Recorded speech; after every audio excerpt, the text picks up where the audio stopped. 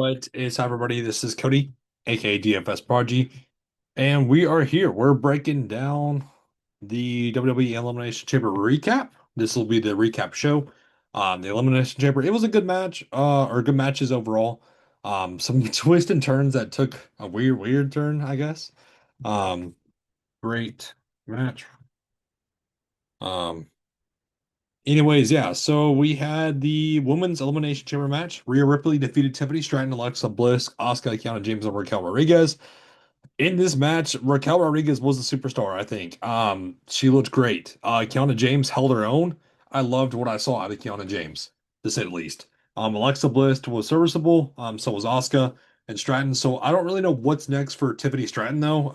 Is she going to try to go after AJ Lee for the Intercontinental Championship? I don't really know what they're going to do with Tiffany Stratton now.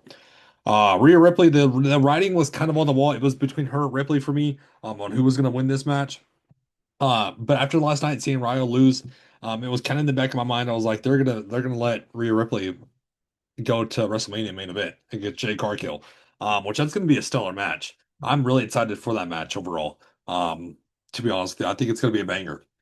But we started off good at the night. And then the Women's Intercontinental Championship match, AJ Lee defeated Becky Lynch for the Women's Intercontinental Championship. The match was okay overall. The pop for Angel Lee just wasn't there when she won the title. That was my note. Watching the match, the pop was just not. It wasn't there. Being Chicago, it should have popped, and it definitely didn't. So I don't really know how to feel about that. I hope she defends this championship. I hope it's just not a part-time sort of thing. I really hope she's a defending championship or a defending champion, but we'll see. We'll see what kind of goes from here.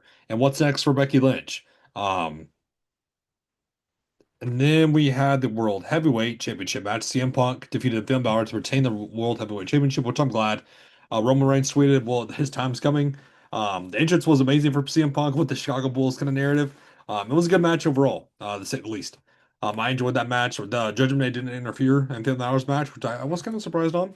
Um, but yeah, in the news column slash, we'll do slash notes.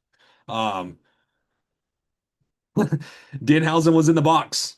That was not a great segment. And do I think that's good for Danhausen to be WWE? I think so, yes. But the Chicago narrative, I understand. CM Punk's friend, I understand.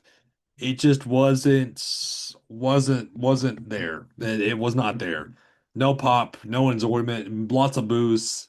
Not the heel booze either. Just ma mainstream, I guess, booze if you want to call it that. It just wasn't great. Um, yeah, Drew McIntyre versus Randy Orton. Forgot that in that note too. Oops. At WrestleMania for the men's championship. Yeah. And then we had the men's, like I said, the men's elimination chamber match. Randy Orton defeated LA Knight and Cody Rhodes, Trick Williams, and Javon Evans, and Logan Paul. Oops. There we go. And Logan Paul. My grammar's bad. The order of elimination was Evans, goodness, Evans, Knight, Williams, Paul, and Rhodes. Drew McIntyre interviewed on what happened. Randy Orton took advantage. So we have, oh, and Seth Rollins also is back. He attacked Logan Paul.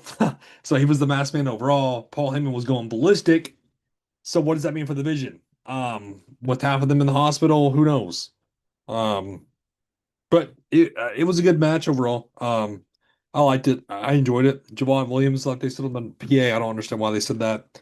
Um, Trick Williams is a superstar, man. Logan Paul shined.